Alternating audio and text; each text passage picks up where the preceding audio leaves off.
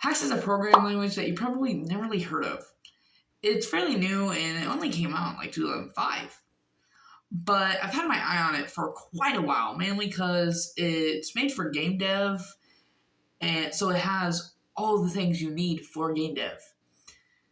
Second is it can compile to any language, so that means it can go to any platform like web, consoles. It can go to anything, which is awesome for game dev. So luckily for me, the GTK Game Jam was right around the corner. But here's the thing. I started learning hacks the day before the game jam started. So I didn't want to just back out because I've already done that a ton of times. So what did I do? I did it anyway. So I had to work hard. Really hard. The hardest I ever worked ever on a game. Did I succeed? Let's find out.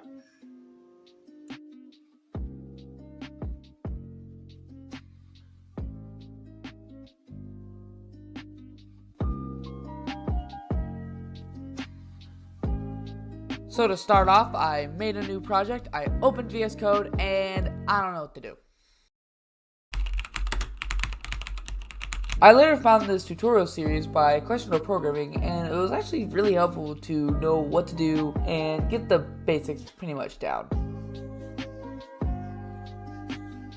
After watching a few tutorials, I started making the player, which has your basic X and Y coordinate and a graphic. Then all I had to do next was just run it.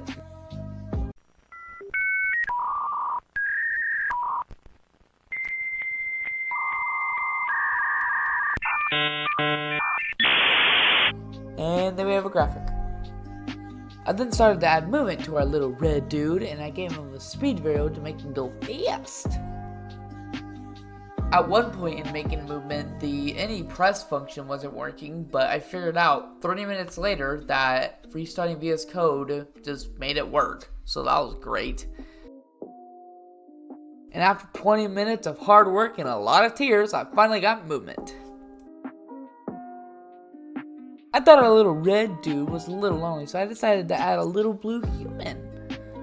I also thought that a little blue dude wanted to play tag with a little red dude, so I gave him AI to follow the player.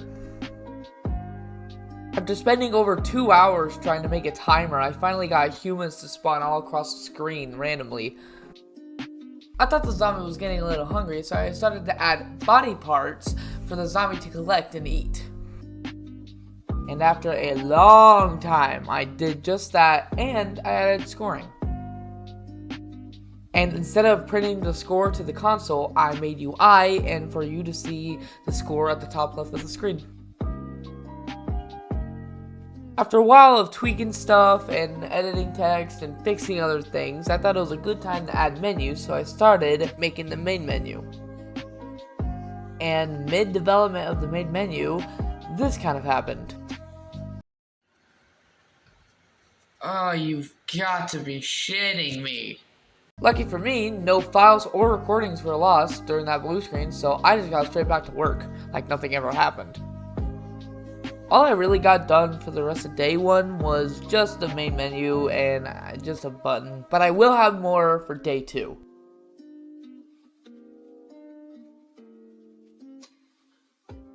I did a lot for day two. I finished the menus, I added audio, I got it working on the web, and I made the itch.io page. So the last thing I needed to do was just submit it, and that's what I did.